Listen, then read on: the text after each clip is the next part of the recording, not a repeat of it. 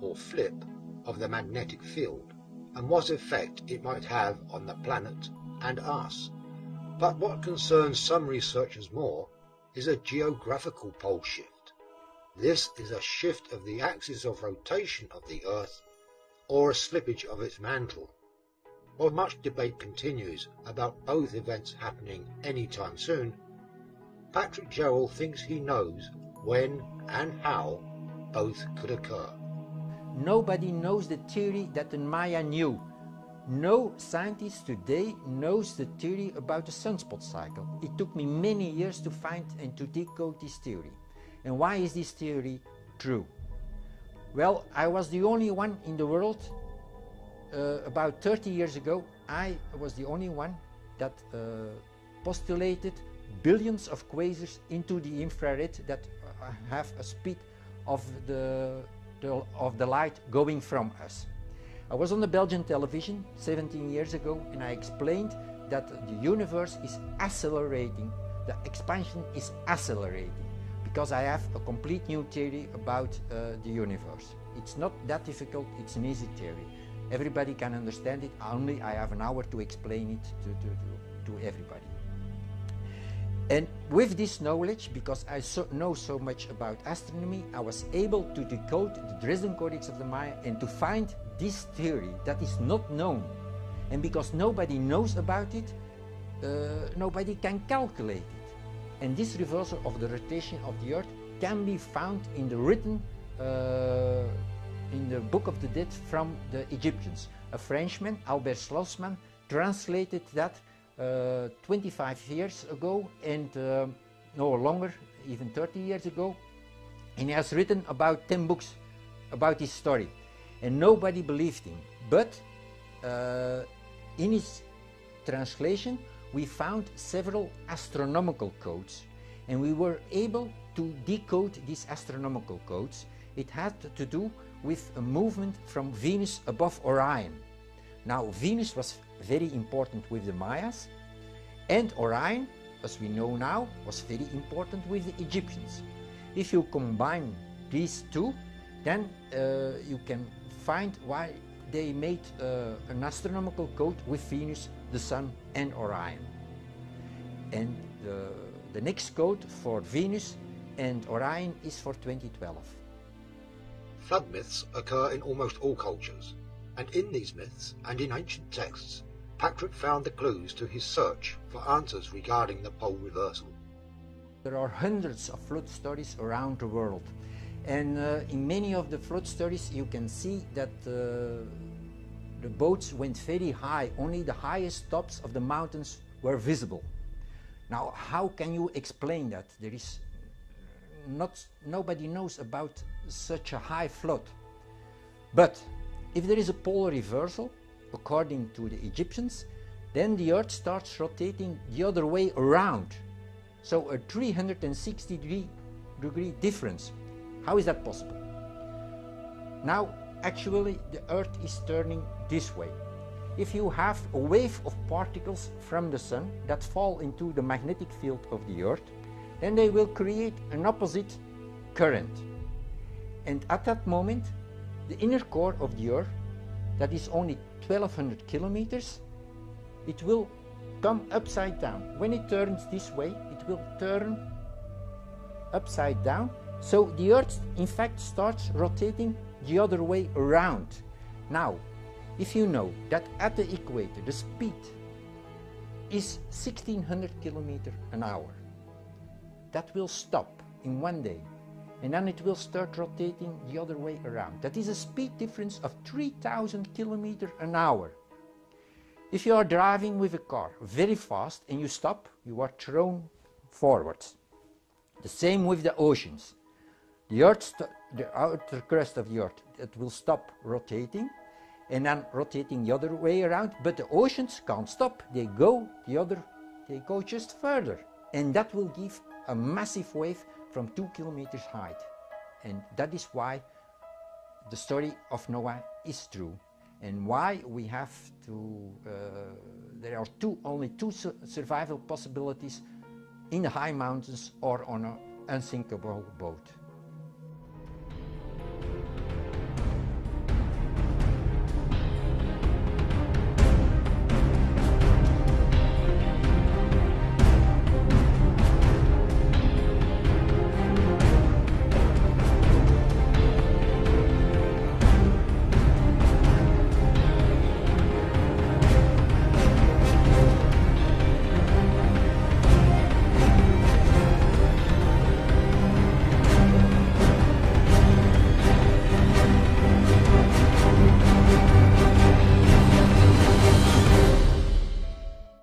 It is no secret that these events have happened in the past, and in fact, some researchers and archaeologists claim that the legendary city of Atlantis was lost to such a pole shift. The survivors fled to Egypt, where they passed on their knowledge.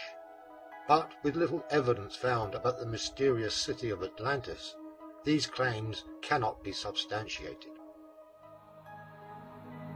Now there is a lot of more evidence, but most of the evidence can be found at a huge site in Egypt, and that is called the Labyrinth.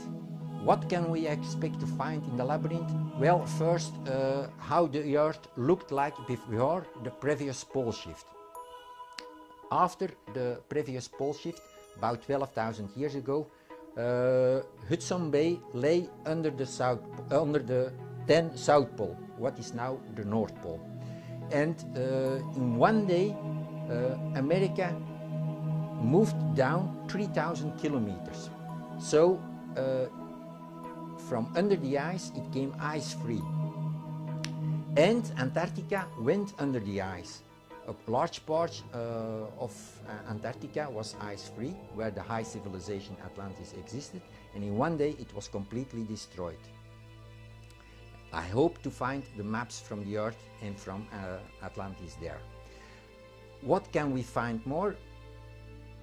A hugely advanced knowledge of mathematics and astronomy, because the Egyptians took books from Atlantis to their country, and in the labyrinth they made a large map, a zodiac of the sky, and in a special room that is called the Circle of Gold, they made 36 hieroglyphs in which they calculated when the next polar reversal would take place, and they also say, like the Maya, 2012, and that is what we have to find. The mystery is exactly why would the ancients go to such lengths to hide this secret knowledge? Why not just put it on show for all to see? You have to understand, knowledge is power. Do you know now something about mass destruction, the atomic weapons? We don't know it, only the scientists know it. So in the past it was the same. The high priest, they knew about it, but they have to keep it secret. If they knew when when the moon was becoming before the sun, then they had power. If everybody knows it, they lose their power. So they were smart and they said, okay, we will encode it so that in a far future, people who are smart enough can translate this. And of course, it took me many years to find and to crack their encodings, but I succeeded. And if there are other people in the world who can look at my encodings, they will find the same. They will say, okay, this is about this theory is not known, so there is going to happen something very huge. As with most prophecies, the Mayan prophecy of 2012 is down to interpretation. The end of the world or the end of time have different meanings to different people. It is only when we scratch the surface and look deeper into the history of the Maya and other ancient civilizations that we can begin to truly understand their legacy. The ancient Maya left something behind in their texts, calendars and monuments that was certainly of great importance. So who were these people, and what made them so special? One of the interesting things about the ancient Maya is their preciseness. Alone among the people of Central America, they developed language, reading, writing skills, the kind of thing that we know from people like the ancient Egyptians, but they're the only people in Central America who actually developed an equivalent system to the Egyptian hieroglyphs. So for that reason alone, we know a lot more about them and what they believed in and what they knew. But over and above that, they also seem to have this extraordinary ability at mathematics. For instance, they had zero. The numbers we take for granted that we have the zero. The ancient Romans didn't. The ancient Romans used Roman numerals. Can you imagine what it was like trying to multiply two Roman numerals together? It must have been an absolute nightmare. But it's not that difficult with the Mayan number system, just as it isn't with our own. So these people were very, very clever, and they were very skilled mathematically, and they were also extremely good astronomers. So that kind of sets them head and shoulders above virtually every other ancient civilization you can think of. When I started getting involved in researching the Maya, it really came out of a love for the Maya people. My travels in the 80s, living and working with the Maya, doing service work and so on, I really wanted to give something back to the Maya people. And I felt that I had an ability to sort of recover, you know, the lost artifacts of the ancient wisdom. The long count calendar is not a calendar system that is still followed among the Maya. The 260-day calendar is, and that's really the core building block. The 260-day calendar is made up of a combination of 30 numbers and 20 day signs. The idea is each day has its own particular energetic atmosphere. You know, it's got its own quality, and the day you're born on gives you a certain characteristic preponderance towards certain characteristics. And so each day has its own flavour and its own different quality, which is good for some things and not so good for others. A little bit like astrology, Western astrology in some ways. What are the benefits of using the Mayan calendar? Well, not if you're trying to work out when you're going to send your Auntie Doris a Christmas card. But if you were a Mayan, they kept their calendars not just to record particular events and days and plan for the future, but because each day has a particular name, and each day name is either lucky or unlucky. So they had a kind of astrology going on, as it were, with day names, rather like the Chinese horoscopes, you know, year of the monkey and day of the monkey, all that. They had their different day names, and you would be named after your day that you were born on, and that would determine your place in life. Extraordinary as it may seem, you know, because you're fixed by that day. So they still use part of the calendar, what's called a 260-day Tzolk'in cycle. They still use it now to work out which are auspicious days, which are inauspicious, when they should do certain things, when certain things can be expected. And they also use time and the cycles of time to make predictions. And actually, if you were talking to a Mayan elder now, they would tell you that they know that the year 2012 things are going to happen because it fits in with other cycles of what happened before on equivalent time. So they're looking like that as a kind of astrology.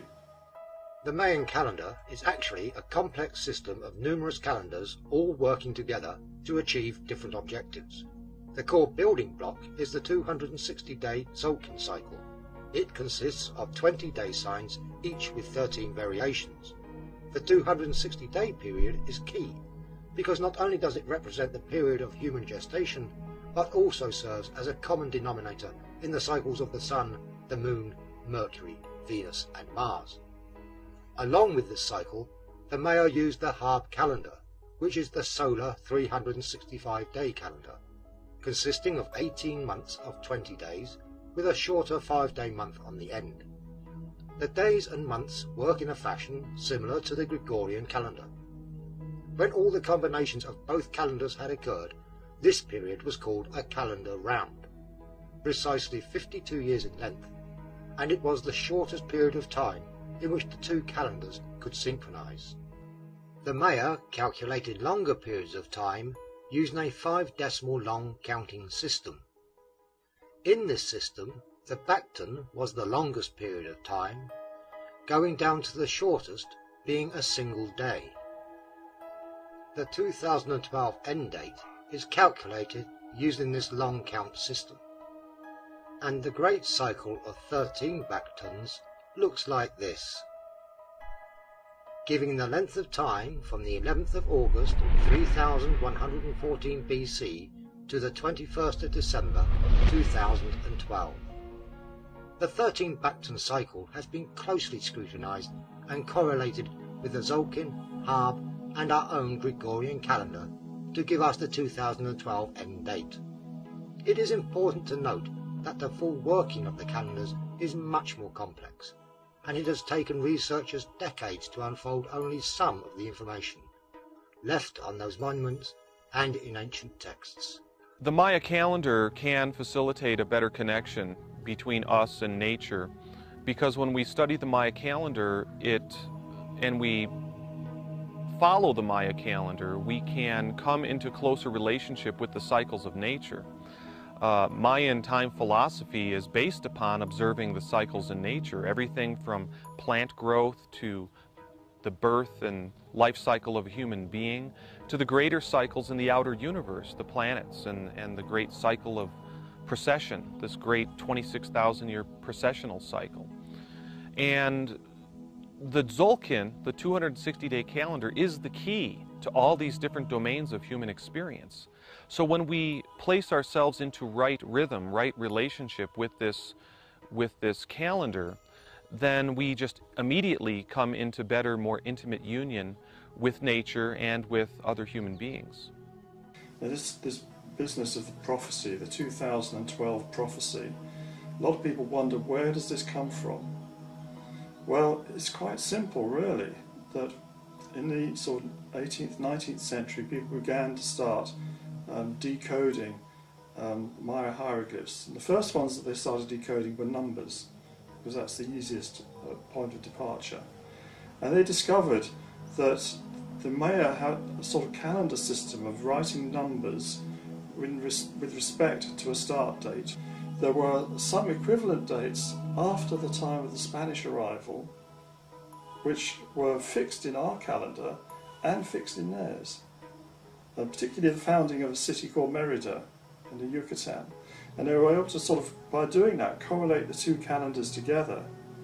And then they could say their start date was a date in 3114 BC, and their end date was going to be in the year 2012, 21st, 22nd of December.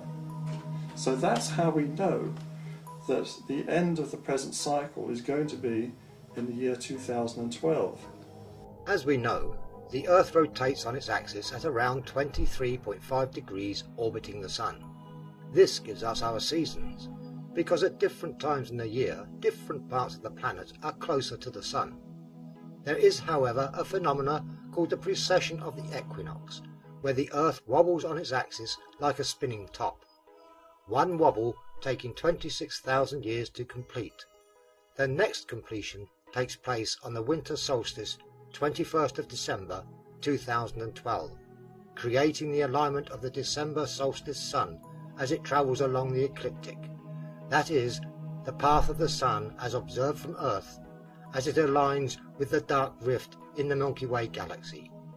This is what the Maya called the crossroads, or the sacred tree.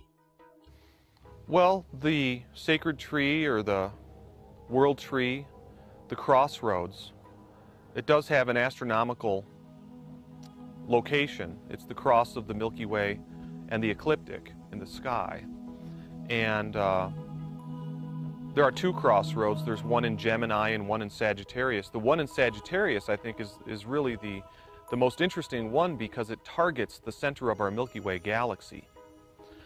Now, on a spiritual level, the crossroads signifies the cross of our heart.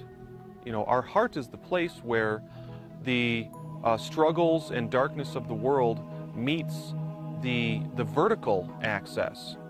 It's kind of like where time meets eternity, and it's where the darkness meets the light.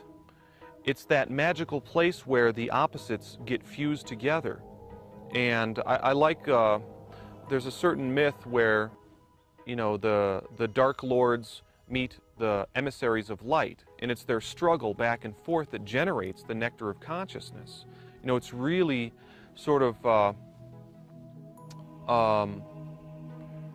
it's the place where the realm of everyday consciousness meets the place where the underworld lords reside. You know, because that crossroads is the place in the sky where the road to the underworld is located.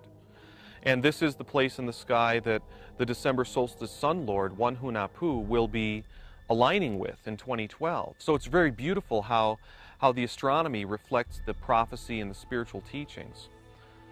The crossroads is the place where we can facilitate our own rebirth and renewal. I think that the temporal location of this is in the years around 2012, but the place where it occurs is within our own hearts. Whilst such places as Chichen Itza and Teotihuacan are world renowned for their astronomical alignments, it is a small archaeological site in the Chiapas, named Izapa, that we find images of the coming galactic alignment and more. This long count calendar that gives us the 2012 end date, it seems to have been put in place about 2,100 years ago by this early Maya culture called the Izapan civilization. At the site of Izapa, we have carved monuments, and we have orientations that bring in this rare galactic alignment that culminates in 2012. The alignment of the December solstice sun with the dark rift in the Milky Way, right at the crossroads where the Milky Way crosses the ecliptic. This rare alignment takes place only once every 26,000 years. And what I found in looking at the carved monuments of Izapa is that we have encoded here at the site the perennial wisdom associated with this astronomical alignment. It's not just about astronomy. There's a prophecy and there's spiritual teachings. And I think of Izapa as being sort of like ground zero of the 2012 prophecy. And my work has been to give voice to these silent sentinels that are preserved at the site. And my intention and my hope is to be a conduit for clarity, and a clarity of bringing back to consciousness this original teaching about 2012. I think it's very important to go right to the source of the revelation, when it occurred, because it seems to be that when a pure download happens and there's this beautiful thing put in place at the very beginning of the Mayan civilization, there is a tendency over time for the original revelation to get diluted or appropriated, becomes codified into religious hierarchies and systems and priesthoods and so on. But I think that it's really important that we plug right back into the original revelation at its source. The spiritual message that's preserved on the carved monuments of Izapa are basically the same message that we find in the hero twin creation myth. So basically the carved monuments are portraying that same teaching that we find in the Popol Vuh. And in that story, it's basically, in a nutshell, it's basically the relationship between Seven Macaw, who is the false ruler, and One Hunahpu, who is the consciousness that's been reborn, transformed by coming back into right relationship with the true cosmic source and center. So this dynamic between Seven Macaw and One Hunahpu, and how the hero twins facilitate the demise of Seven Macaw and the rebirth of their father, One Hunahpu, it's basically the perennial universal teaching about the relationship between the limited ego consciousness and the divine unlimited true consciousness. And the spiritual message is that we have an opportunity here at the end of the cycle to sacrifice or surrender the illusions that keep us fixated to that limited state of consciousness that is ruled by the seven macaws of the world. Seven macaw being the vain and false ego, the ego out of control. And ego's always been a fiction of convenience, but at some point in the great cycles of time, humanity lost their connection with the true eternal consciousness, which is our birthright. It resides at the core of our hearts. And when that connection got severed, then ego sort of got deputized to take over that function. And then things kind of just went haywire from there.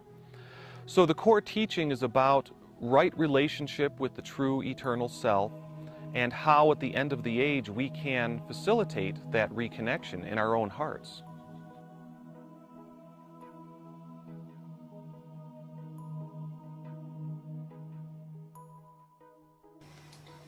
how does the flow of time, how does that relate to the human race? Well, we've been following time, you know, for thousands of years. We go to Stonehenge. Stonehenge, one aspect of it is a giant clock. Everyone knows about the midsummer sunrise at Stonehenge over the heel stone, but there are other alignments as well there. And in fact, other stone circles were used similarly for recording time and movements of the sun and moon. Well, the Mayans and people like this had similar structures that did this for them. One of the main things that they were concerned about was the days when the sun passes directly overhead, which would be the start of the new year for them.